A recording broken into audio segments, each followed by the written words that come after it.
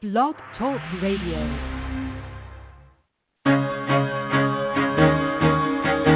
Carol the Coach. Sex, love, and relationships. We talk about it here. Carol the Coach. Compassion with contemporary relevance. I am a psychotherapist. I can be your personal life coach, and I can help you with your issues. There are no problems too small or too big. You can talk about anything. Speaker, columnist, radio TV host, and commentator. Carol the Coach brings messages of wellness and empowerment within reach of everyday people every day. Almost 5 years ago, I lost my soulmate in an accident. He was killed in a plane crash. Life just, for me, has seemed to stop. There are groups all over the city. I teach one. It is a specific way to start thinking so that you shift how you see the world, which then shifts your energy, and then you feel better and you actually see things differently. Carol the Coach. Always available, too, at carolthecoach.com. Now, I've got Russell on the line. I'm 47 years old. I'm a truck driver. I am married. I have a wife in San Francisco. Okay. I haven't been home in 6 months. My thing is, I don't know if I have a sex addiction or what the problem is. Why do I want what I can't have? And as soon as I can have it, I don't want it anymore. You're right on target when you say, I don't know if I have a sexual addiction. Well, guess what? Yes, you do. And you know what? That's my specialty, Russell, so you're at the right place. Continue. I meet women online, and I'm in a different part of the country. I travel all 48 states, so I love sex. I hear self-esteem issues. You never felt good enough, and you didn't feel like you were getting what you should have then, and you're reenacting that now. Do you want to change that about yourself? You get what you need.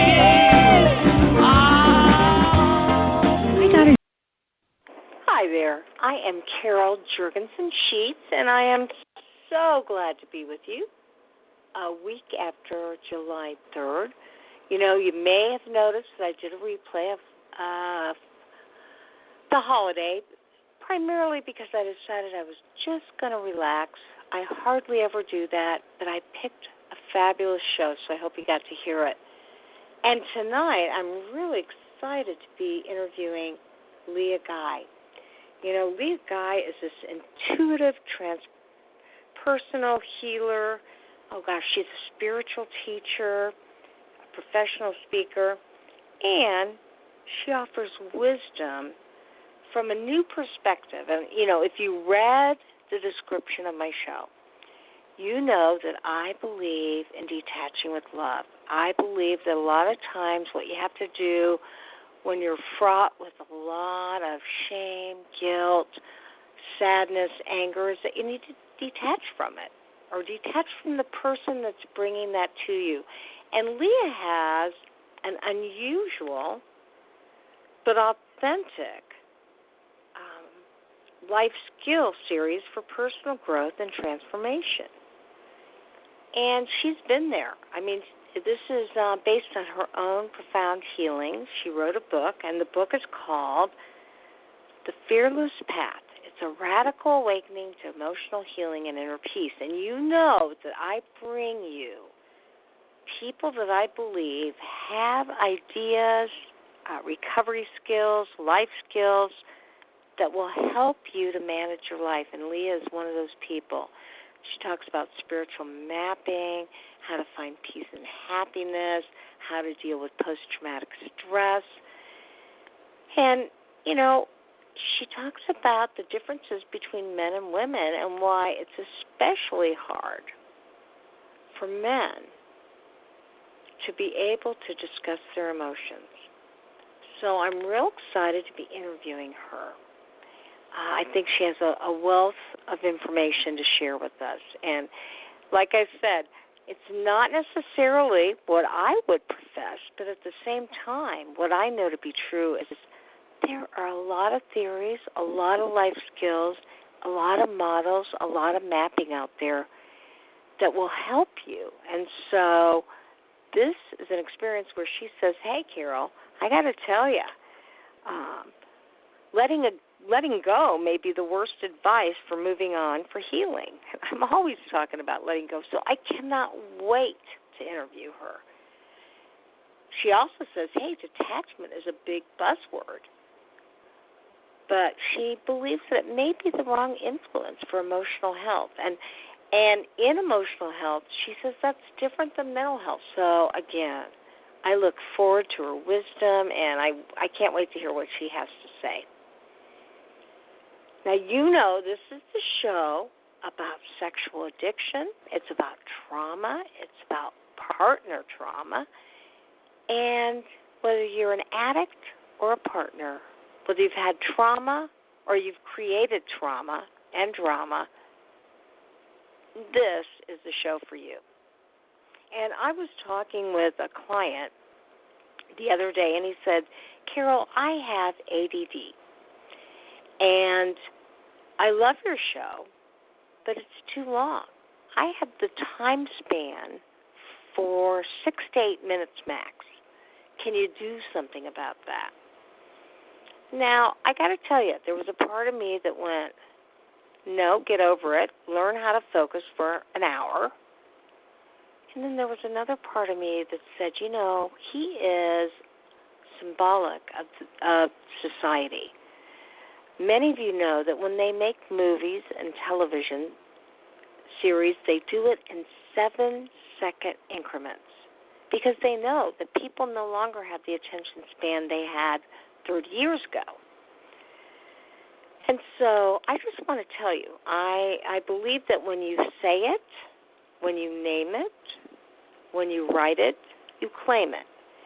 And I've got a vacation coming up, and I'm going to find out how I can do my show and then do 1, 2, or 3 different sound bites for those of you that have attention deficit and can't hang in there for the entire show. Now, what I told him is the same thing that I would tell you. Get on my YouTube channel. I've got 2 of them.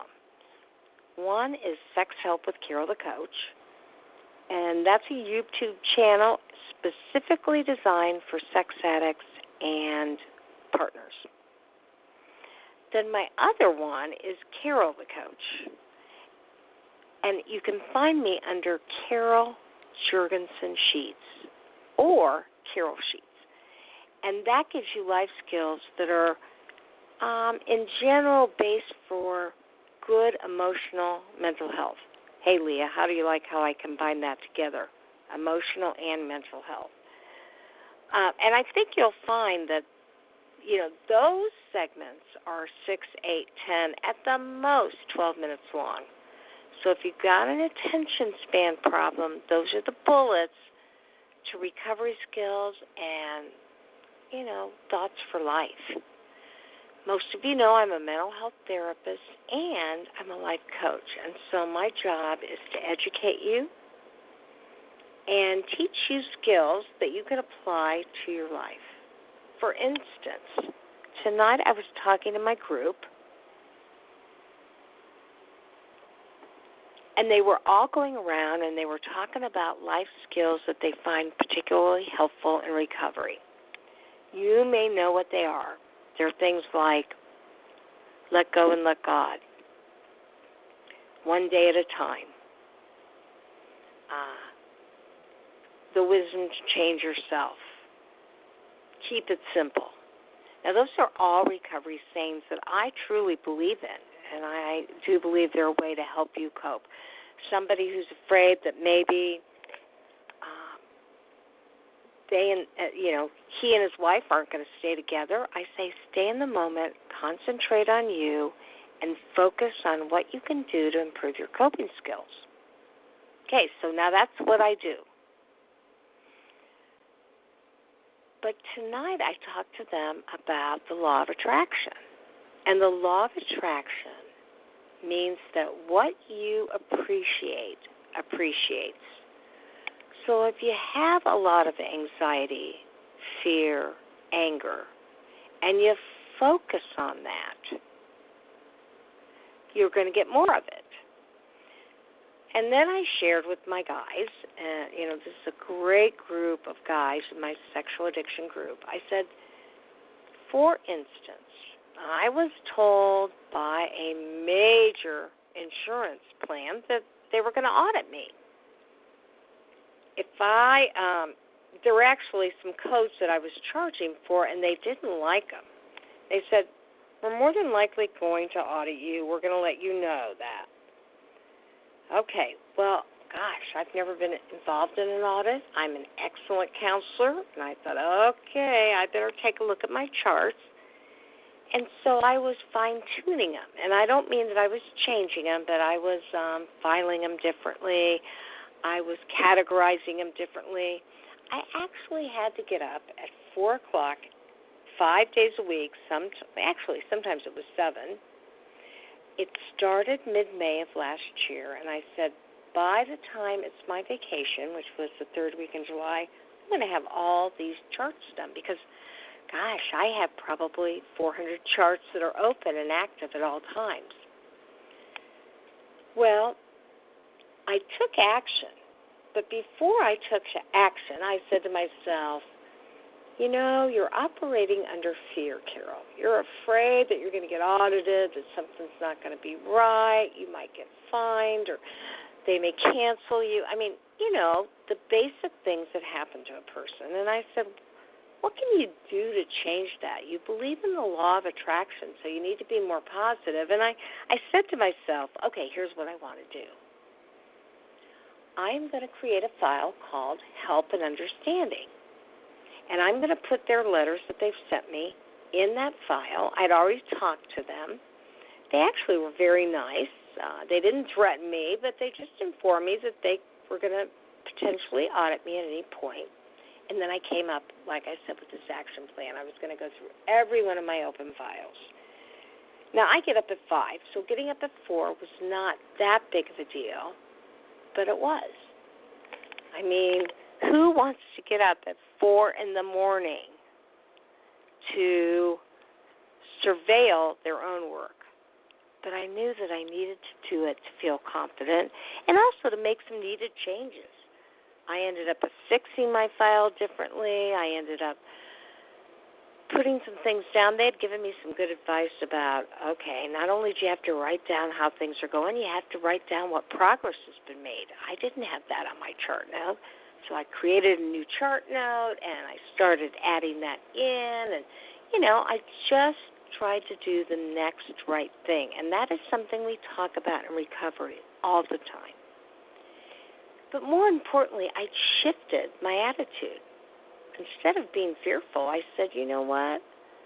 I'm going to believe that I'm going to learn something from this, and I'm going to create a better system, and it's all going to be good, and I can be done in 6 to 8 weeks. Well, the truth of the matter was I started, like I said, mid-May, and I ended before July. And actually, it was the 3rd week in July that I had created my deadline, so I ended 3 weeks early. And you know what? It didn't kill me to get to bed a little bit earlier, and it didn't kill me to get up an hour earlier and devote that time specifically to my action plan. I actually devoted 2 hours. So 2 hours for about 5 weeks. It was a lot of time. It was a lot of energy. It was a lot of coordination. But it was easy because I was in that mindset and I was going to improve the way I did things. So now, here we are a year later. My charts are rocking. They never contacted me. They must have been okay with what I did because they never contacted me. And I just feel better about what I did. And, you know, what I know to be true is I appreciated the fact that I was going to learn something, be proactive, create an action plan, and make it happen. Now let's talk about you for a second. Whether you're an addict or a partner, you are 100% responsible for deciding how you're going to take something in. Maybe you feel a lot of shame and guilt because your partner is reeling. They're a mess. They are in so much pain. And you are reassuring them, you're loving them, you're doing the next right thing, and you can't believe that you're watching them deteriorate because of your actions. Well, stick with it. You know, sometimes it takes the brain 3 to 5 years to get healthy. stay with it and know you're doing the next right thing. And if you're a partner, I want you to know that you too can feel very anxious. Maybe you have post-traumatic stress or complex post-traumatic stress, but I'm promising you that nobody should rock your world to the point where you can't trust yourself. Maybe you can't trust him or her, but you can trust yourself. And that's important when you're being a partner, because you never want to give somebody the power to make you feel anything. Now, come on, we're only human. We're going to feel some anxiety. I told you, I felt some anxiety. But what I know to be true is I took that anxiety and I decided that I was going to shift it. And when you shift it, you make it work. And that's what counts. I mean, definitely, you have to decide that you are going to make a conscious choice as to how you interpret life, what you do to make your life better and to feel better. And when you empower yourself like that, it gives you a lot of strength to know that you don't have to be a victim anymore. You can actually feel empowered by whatever has happened to you and grow stronger. And that is what I really love about The Fearless Path by Leah Guy. It is a radical awakening to emotional healing and inner peace. So, Leah, welcome to the show. Thank you. Good to be here. Yes. Now, tell me, what made you decide to write this book that teaches people a lot of concepts that are new and different in today's world? Well, I've been working with clients for over 22 years now, and what I started to recognize was that although we all have a lot of different experiences and stories and issues in our life, that we all suffer similarly. And I was seeing through the people that I was working with and my own experience of getting help through my traumas in the past that the advice and a lot of the therapies that people were seeking out were not helping them. And not to say that my way is better, but just that for some people, I think that they're really taking a wrong approach, and that there's a quicker route and an easier route. But it involves, some diving into our stuff. So I wrote the book just as a guide, as a kind of really, hopefully a simple guide where people can see their symptoms and physical symptoms and emotional symptoms and see what that's relating to within their psyche and their emotional body and their spiritual body and their energy field, and start to put pieces back together again. That's where my book is quite different than a lot of different books and therapies out there. Well, absolutely. I mean, you talk about the difference between emotional health and mental health. So can you tell our listeners what you believe is different about those two things? Well, our mental health is very important, and luckily it's getting more attention, as time goes forward. However, it's getting kind of all of the attention. People are attributing many different symptoms that have more to do with the emotional body and the spiritual body, in my estimation, and they're attributing the issues to the mind, such as, it can be small issues like insomnia, but by and large, anxiety and phobias and fear and OCD and so forth. And while it's true that we can definitely work with our mind to seek relief and treat imbalances and chemistry and so forth, what's also true that's not getting enough attention is that the mind communicates with our other bodies, our emotional bodies and our physical bodies and spiritual self to translate what's going on. And so there's a lot of I believe, misinterpretation or misdirection of treatment, of just attending to mental health instead of also including the emotional health. Even physical health, we talk about stress, and a lot of times we think that that's mental stress, stress from a job, stress from family issue, stress from finances, or, I mean, all the different things that cause stress. But what stress is really doing, too, it's also taking a toll on our emotional health. And that's where we need more attention. And it doesn't get enough airtime, if you ask me. So that's why I'm trying to bring some light to that topic. Well, absolutely, and I got to tell you, I mean, obviously you have some coping skills that are different than the recovery world or the mental health world. You say letting go may be the worst advice for moving on or for healing. So explain what you mean by that. Well,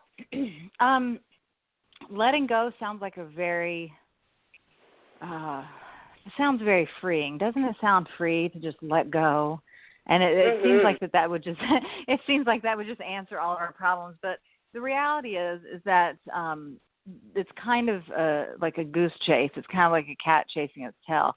There's not it's not really possible to just let go of our stuff, especially talking emotionally. Now, mentally, we can work to decrease, repetitive thoughts and that kind of thing, and, move away from some of the negative thinking. However, the negative thinking is also assigned to us, as is every other symptom that we encounter. So the way I like to work with people is, instead of the idea of letting go, it's the idea of connection.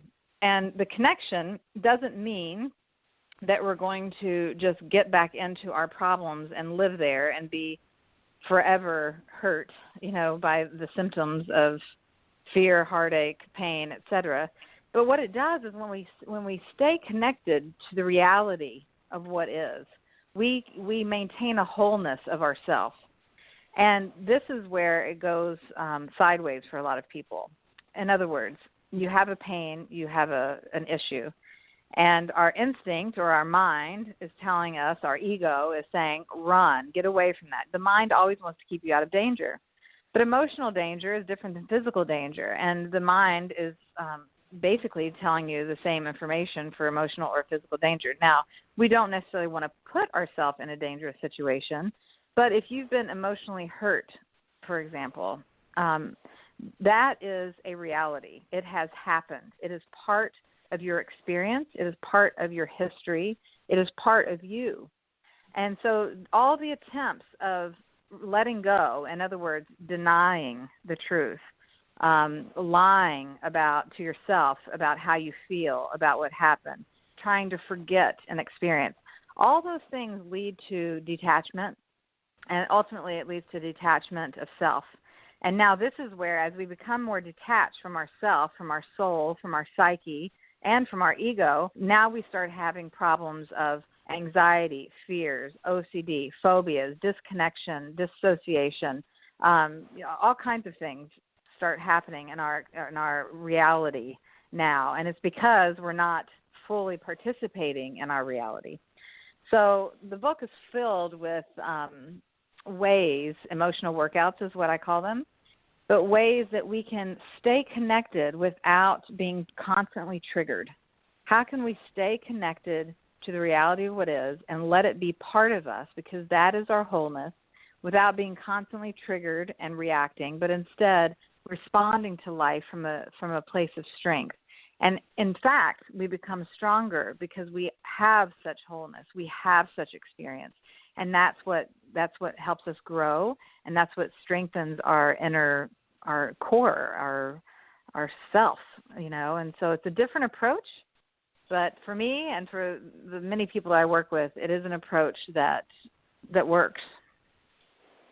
Oh, absolutely. And then I get what you're saying there. You're really saying that obviously letting go may in some way separate you from who you really are and how you feel. And so it's important to pay attention to, what's going on inside of you in that energy field, and really work hard at listening to that, not necessarily letting go. So now, detachment is like the buzzword among spiritual groups. Why do you think this is the wrong influence for emotional health and to achieve happiness? Well, a similar reason. I liken it to especially spiritual seekers and people that are on a self-care path. Many of us believe and talk about the oneness in the universe, and we're all connected, and all things are one, and there's a divine plan, and the single drop creates a wave, and that whole theory, And so it doesn't even make sense if you think about it like that. It doesn't even make sense the idea of detachment within that theory. So you can't have it both ways. That's essentially saying, I'm connected to all things. We're all one, except hold on a second. I want to go over here and cut out this part, this part, this part, because that doesn't feel good, and that's just not realistic. And the whole idea is that people are trying to escape suffering. And until we recognize that suffering is necessary and it's part of our experience and it's part of our teaching, then we're always going to be trying to run away from it because we don't like pain. But I believe me, I'm not one just sitting here spouting at the mouth. I've had a great deal of pain in my life and traumas, and I know that it's not pleasant, and nor do I want to repeat them. On the other hand, me trying to run away from them and ignore and deny the experience and the feelings that those situations have evoked keep me further from myself. And it was only when I'm able to own and connect with and use the energy that I've accumulated from all of those experiences that I am strong. Otherwise, I'm weak. I'm defensive, I'm detached, and I'm weak. And that does not create any kind of willpower, determination, a purpose-driven life, or anything. It's very hard to step forward into the dreams that you want when you're detached from yourself, when you're detached from 5 years of your life, when you have memory issues from an experience that happened, when you're running away from a memory of a loved one who hurt you. So, it's key to me. It's key stuff. It's the way of healing. Wholeness is healing. Wholeness is not fragmentation. No, and in a lot of ways, obviously, you had some issues. You had been through some trauma. Did you figure this out in doing your own kind of analysis of what you needed, or was it in working with people that you figured it out? It was both. My own healing has been profound in my life, and I think for those that have known me, they've seen that same, quality. But I would probably venture to say that more so working with people, in that I can, but it is connected. I can only work with people because I have empathy and experience from my own history. Yet it's much easier to gain a perspective, when you're looking from the outside in than when you're in the middle of a storm. So definitely from clients and even in large groups, seeing and connecting with people. And like I said, noticing that although their stories are very, very different, their experience of suffering is very similar. And in the book, I really break it down to 7 ways that we suffer, 7 main ways that we show our pain and where that comes from. Because if a person's dealing with, for example, we'll use the heart because that's a common one. If they're dealing with heartache and pain from a parent that they can never get attention or love from, most people are trying to detach, disconnect, and block the person from their life, And I agree. It's, we don't need to keep toxic people in our life. However, we do need to stay connected to the positive emotions that we feel for that person. And that's what becomes very difficult because, again, we believe that we don't want to suffer or have pain and that we shouldn't. And so, unfortunately, love brings with it pain oftentimes, either during the love process or at the end of the love cycle. And to recognize that although this person hurt me, and yet I still have love for them, and yet I still experience this feeling I grew like this because of them. I was cared for by that person in this way. And to acknowledge those things and keep our heart open and connected is a very courageous thing to do. And it's a very healing thing to do. It doesn't mean we need to engage with an abusive person or a narcissist or someone that's, toxic or harmful to us. But we do need to recognize and hold true what is real for us. And again, it's that reality that helps us evolve spiritually and also heal emotionally. Oh, 100%. And, again, you have experienced major trauma, so it's not like you have, you're creating this theory without having had the trauma yourself. Now, explain to me, what is post-traumatic emotional disorder, and who do you believe has it? Well, I think all of us have it to some degree. Post-traumatic emotional disorder is similar to PTSD, but not everyone has PTSD. Post-traumatic stress syndrome or disorder is mostly from shock, major catastrophes, traumas that are, like we often think of war victims and that kind of thing, or people who've lost their homes in a fire or had some major abusive situation.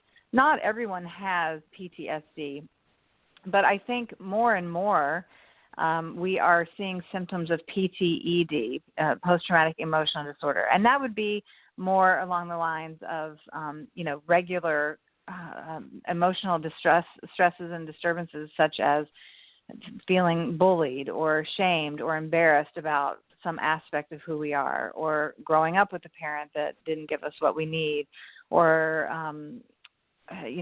feeling abandoned, or self-worth issues and so forth. All these things that we all experience, from time to time. But what happens is that in that midst, we don't have the tools. We haven't been taught. And so we have a misunderstanding of our reality, of our experience from a few weeks ago or from our early childhood or whenever it's from. And these unresolved emotions start creating stresses in the body. And I can't tell you how many people walk into my healing center and, just ask, what do you have for anxiety, or what do you have for psoriasis, or I can't stop my thoughts, or what's going on? And I get it. We all want to be relieved in the moment from an uncomfortable sensation. But the real question is what's going on in there? What's been going on in you for a few weeks, for a few months, for a few years? And again, without therapizing it and without going back and reliving it all, how can we find it, touch it, accept it, and sit with it, just be with it? And that being with it is part of the acceptance, and part of that wholeness that I'm speaking of is once you can be with something without it triggering you all the time, then you start mending. You start mending, and then you start becoming stronger because you're not fragmented anymore or disconnected. So that's what PTED is, and I do believe that most of us have it. There's a few of us that really were, raised in an environment that we were able to process our emotions and deal with things. But that's almost impossible to do. So it's nobody's fault. It's just the condition. It's just the condition. We are much more focused and taught about our physical bodies, about our mind, about, what's right and wrong, judgment, ego, that kind of thing, and very much less taught about our emotional integrity, emotional intelligence, and health. Yeah, I would 100% agree. And again, you really do a nice job in your book, The Fearless Path, of helping people to accept what they've experienced and then move beyond it by asking, hey, what do I need to do to get stronger? How can this really work for me? It's a radical awakening to emotional healing and inner peace. And obviously, you've been working with clients for a long time, and you knew that you needed to help them to understand their energy. And so you talk about something which a lot of my clients have probably heard of, the chakra. And what is the truth about the chakras, and how do you believe they affect one's health? Well, that's a great question. I wanted to introduce it in the book because it is becoming more popular and talked about in all circles, actually. The chakras are essentially, they're the energy vortexes around your energy field. So we are energy. Just like everything has an energy to it, we have energy to us. And energy, like all things that move, have patterns of movement. And so, we've kind of broken it down, especially in the West here. We pretty much look at the 7 main chakras, although there's, over 100 minor chakras around your body. But we look at the main 7. And I do this as part of my practice because it gives me information. And basically what the chakras can tell us is how we've been operating and patterning our health. In other words, each chakra kind of coordinates with a different physical part of ourself, emotional part, and then energy and spiritual part. So we can see in the way that the energy moves. For example, if you are ungrounded, let's say, if you have a lot of fear, if you feel like you don't belong here, some people feel very disconnected from their families, from themselves. They don't know what they're doing. And frankly, some people really have a sensation of not wanting to be, human. I mean, it can go that deep for people. And so what we'll see is a kind of a blocked or stagnant energy in that root chakra. And what we also see is the root chakra, it governs kind of the lower aspects of our body, our legs, our feet, our pelvic area, our hips and down and so forth. So we might see physical signs of dis-ease in those areas, but certainly we'll see a person who feels very flighty, who probably feels nervous, who probably has trouble focusing and achieving things, on a day-to-day basis and that kind of thing, simply because they're ungrounded. Now, if I work with them on the root chakra, as a healer, I can help balance that energy there. However, it really takes ongoing work, and that's why in the book I recommend different meditations, crystals, tools, sound, colors, and so forth, because it takes a little focus and work, to change the pattern. And a lot of it's going to come with intentionality. The more we, accept and are aware, then the more we have the information and we can start focusing our energy on that area. So there's nothing, really that mysterious about chakras. And also I do want to point out, a lot of people are just going to get chakra healing. That's not going to change your life. It's one part. I use it as part of holistic healing. Holistic healing is about the mind, body, and the spirit, and that energy field, kind of lives in both in between the body and the spirit, and it's just a tool. So I don't want people to get overly fixated on it and think that, like it's a fad diet, like it's a fad, spirit fix or something. But it gives us signals and gives us information, and we want to stay energetically open, fluid, in harmony, so that our energy is balanced and that our feet are connecting with our head, meaning our higher consciousness is, in communication with our day-to-day, grind, what we're doing here, and hopefully we're finding our purpose and living through our heart. And all that requires open, fluid energy. And so again, obviously you really work on spiritual healing as well as the mental and emotional coping skills and life skills that can take people to that next level. First of all, obviously they need to read your book, The Fearless Path. Mm-hmm. But secondly, how can they find out more information about you? About me? Well, I have a website called Modern Sage, or just my name, Leah Guy, LeahGuy. And, on the website, there's videos, there's a meditation CD that kind of corresponds with the book. And I'm regularly doing a lot of writing for other people's websites, and I'm doing a course for the Daily Om currently and different things like that. But we'll be teaching more this fall online, hopefully with some webinars and tutorials and things. But Modern Sage is the website, and there we also have products. I developed a line of chakra oils, for example, to help just be another tool. Again, it's not a heal-all, but it's another tool to help balance our energy and balance our emotional wellness. Okay, and so, again, give us the listing of your website. modernsage.com.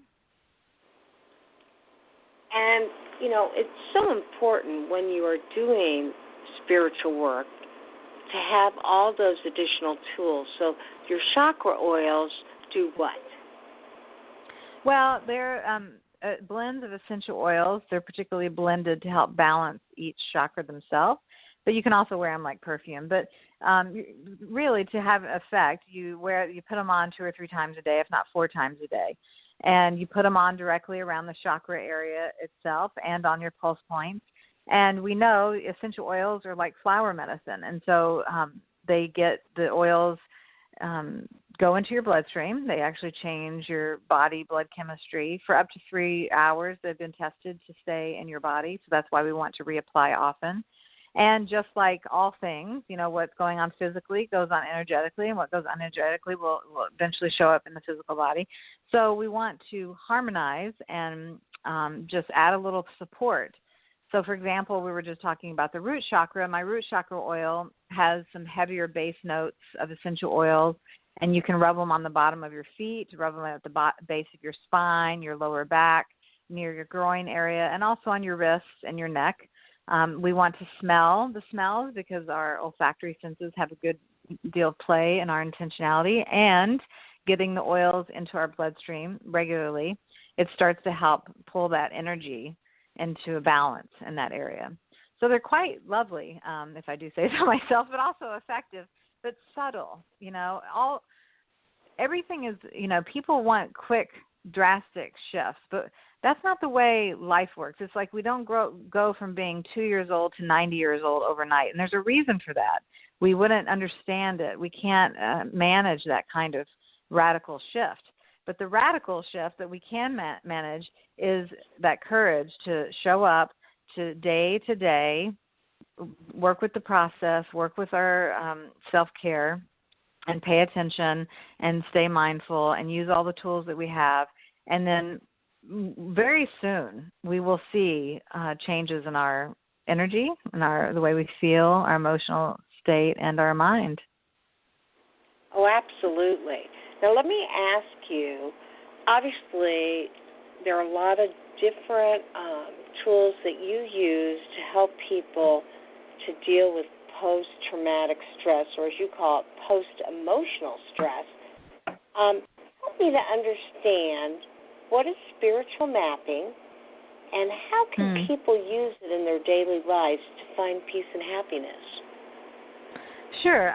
Spiritual mapping is another tool that I created. I use it more frequently in my workshops, I would say, but you can certainly do it on your own, and I guided a couple of the maps in the book.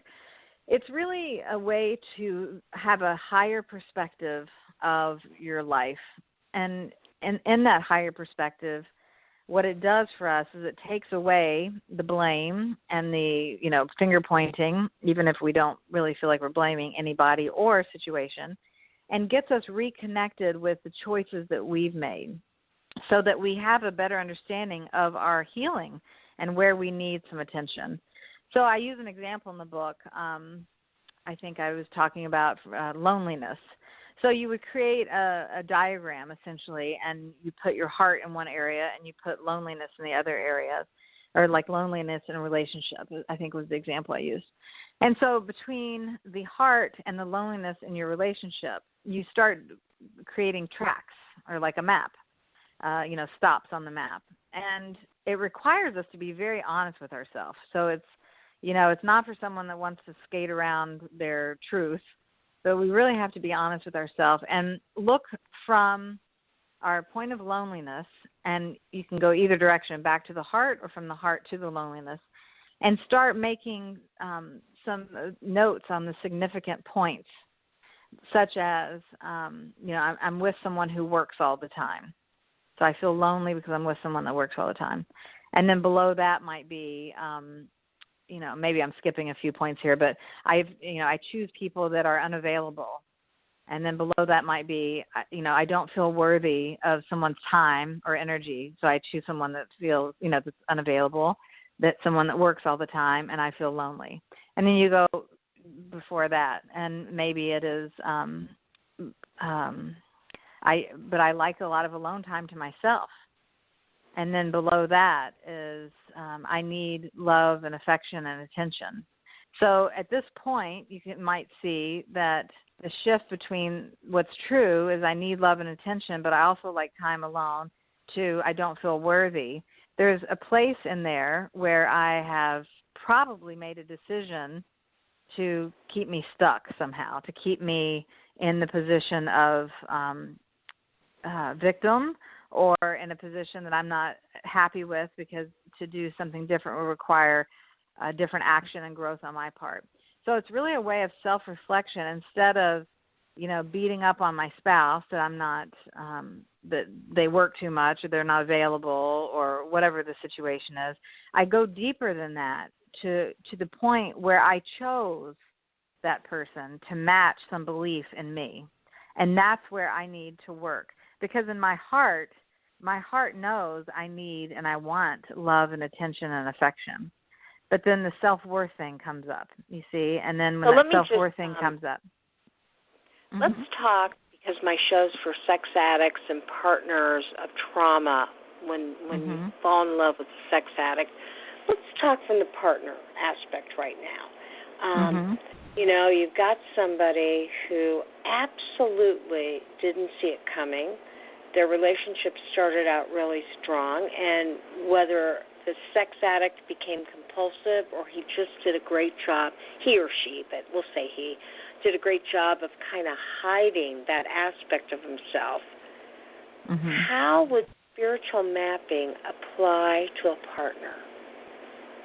Well, it's hard. We can never do someone else's work for them. So, however, we can work with our own choices, and where we're making the choices in conjunction with someone else's pattern or habit or addiction or what have you. And that's where it does get, really sticky, if you will, because what seems to be perhaps a choice that we're making for us, especially if we're dealing with codependency or addiction, we're often empathetic or energetically kind of, building off of our partner or mate situation as well. And so we can easily believe or suggest that it is the other that has that's either keeping us in our pattern or creating a problem against our pattern, habit, or addiction. But in the mapping process, the point is to really get see where the break is. For example, that's what I mean when I said, between the heart and the problem, between the heart and the addiction, between the heart and the relationship, between the heart and the job or what have you, there was a point where we made a decision based on our pain instead of our love and compassion.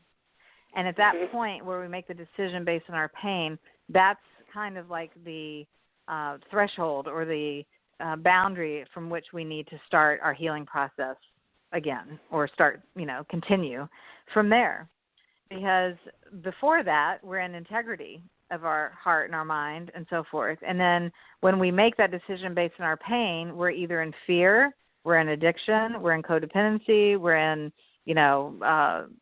low self-worth, we're in blame, we're in all that kind of place. And then we start on a trajectory in our life where everything's about that instead of about our integrity, our compassion, our love, our empathy, and our higher purpose. And so it's helpful, but you really have to be almost guided, I think, for people that are really in a addictive kind of pattern, and we can do that for each other. You don't need me or, a therapist necessarily. We can do it for each other, but it is really about having, someone to keep us in alignment with what's really going on aside from what we one to believe is going on.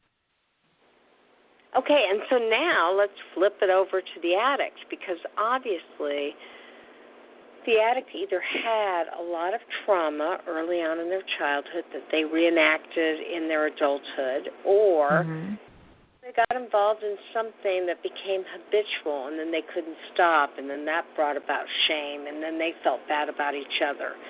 So when you're working with people with addictions, what would you advise them to do? Well, I mean, you said the word. I think a lot of it is attributed to the shame. I've worked with some addicts that have been kicked out of every other therapist's office, that they've been to, and they obviously feel rejected and dejected from family, friends, coworkers, and ultimately from themselves. So the way that I work is really, I don't know if this is going to make sense, but if anyone listening uses like homeopathic medicine, instead of fighting it, that we allow it. And in the allowance, then we get to the softening of it. We get down to the heart of it and down into that shame aspect of it. Because it typically is a shame-based third chakra kind of twisted knot that goes on. And there feels like there's no escape besides to treat it, to numb it, to hide it, to make it high and free it that way. Otherwise, the pain and that twist in that knot is so deep, it's intolerable. So not to say that it's always third chakra stuff and shame, but I would say more often than not, the people that I've worked with, that's how it's shown up. If it's not there, then it's often guilt, which is in the second chakra, and feeling overly responsible for other people's experience. And we get so tied into that and almost addicted to that element of trying to alleviate other people's pain and suffering and the world's even, which is impossible, that we feel incapable of any kind of control for ourselves or for another. And that kind of lack of control, again, leads us to lack of control. So I think that the acceptance and the softness and dealing with, and I'm not saying softness and acceptance like, oh, everything's just okay, but to get to a place of openness and safety, there has to be some of that that compassion and softness relating to shame and guilt. So I start there, and almost like homeopathically working around it, meaning that any addicted person still has the elements of thriving and dreams and connection and soul and purpose and love and all of these things in them. They are still that as well. And so sometimes they need to be reconnected with that to even wake up enough to see the other, to see the pain, to see the shame, the guilt, and so forth. So, it's obviously different for a lot of people, but and then I'm a huge proponent of physical balancing, in particular with addiction. I think it's an underrated element of our health and wellness, meaning that there is a great deal of evidence, support, and studies about basic chemistry and balance with the physical body, meaning proteins, sugar balance, allergens, fat saturation in the brain, and satiation in the body, and so forth. And for me, getting off of even cigarettes and alcohol and food addiction and all that kind of thing, the number one way that worked for me was really honing in and getting physically balanced first. Because if you're not there, then it's hard to deal with some of these deeper emotional issues. If we're constantly swinging, regardless of addiction, if we're just constantly swinging inside of ourselves from either lethargy or hyperactivity or, mood swings or sugar cravings or what have you, it's really difficult to get grounded and have a foundation to work on some of the deeper things. Well, I absolutely agree. And for our listening audience, we're talking to Leah Guy. She wrote The Fearless Path, A Radical Awakening to Emotional Healing and Inner Peace. And she is not just, she isn't just advising you. She, too, has had her own trauma. And Leah, you've been through a lot of trauma, including rape. What advice do you have for someone who is trying to get back to health and to thrive in relationships when they were totally betrayed, when they had lots of trauma, and they're probably in fear and anxiety? Yeah. Well, again, getting rooted and grounded, balanced physically, number one. Secondly, what I think the best thing that I ever did for myself was getting, and I know not everyone's going to go to school, which I went to a school, but getting with people that you can allow to touch you safely, meaning energy work is a fantastic way to start because they don't even really touch you most of the time. Massage, right. Reflexology, even, shiatsu, cool body work is amazing to release stored trauma and also to recondition the mind and the body of memory. And we want to not replace, because, again, that would be detaching from. We want to reestablish the healthy, the healthy interaction with touch, with energy, with humanness, with our own feelings and so forth. And so that can take a while. But I would say aside from that, getting grounded and getting into an environment where you can be safely touched, that, to really do some work on the on guilt. So many people that have had trauma and abuse, even if it comes out of the left field, even if it has nothing to do with your family, your coworkers, your boyfriend, your girlfriend, or someone, a neighbor or anything, if it comes completely out of left field, we are left feeling like it's our fault. There's something wrong with us, that we did something. It could be the way you were dressed, or that you were out too late, or that it doesn't matter. There's a million things. And even if there was nothing, there's still a feeling of that shame and guilt that is so huge.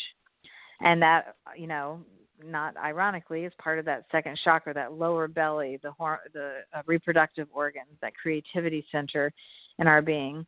So for me, expression, whether it's creativity or otherwise, talking, writing, painting, biking, swimming, dancing, feeling, getting back into the sensation of feeling and allowing movement of that kind of energy is very healing.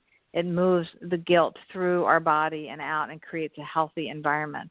And again, physically, taking care of, our immune system, our colon health, our how we digest food and elimination and so forth, making sure that we are open and flow as we can. These qualities will help our emotional bodies also stay in process and not get stuck and tightened up and in that knot that we were talking about earlier from, young age shame and so forth. So all of it's equally important. But for me, it was about physical, getting into my physicality, getting my hands dirty, getting into my body, allowing safe people to touch me, and starting to learn the more subtle aspects of energy and touch, and allowing my creativity to express itself. These are very healing things to do for our psyche and for our sensual bodies. Oh, great point. Well, I so appreciate your wisdom and helping create that radical awakening to emotional healing. For our listening audience, again, we were talking to Leah Guy, and she wrote The Fearless Path. And so, Leah, I wish you the best of luck. I can't wait to hear about your new book. You obviously have a purpose and a passion, and you're really kind of shedding a light that not everybody gets to hear. So thank you so much. Thank you. Thanks for having me on. It's been great to talk to you. You too, and have a great week. Thanks. All right. Well, so that was Leah Guy. She wrote The Fearless Path. You can get her book on Amazon, and you can go to her website too. It's easy to just Google it and find out. Clearly, we always want to work with people that have new and exciting ideas. And, she's obviously an energy worker, but she's also, what I heard tonight was she is not into victimization. She is into empowerment. And that's where we come from when we're working with addicts and their partners.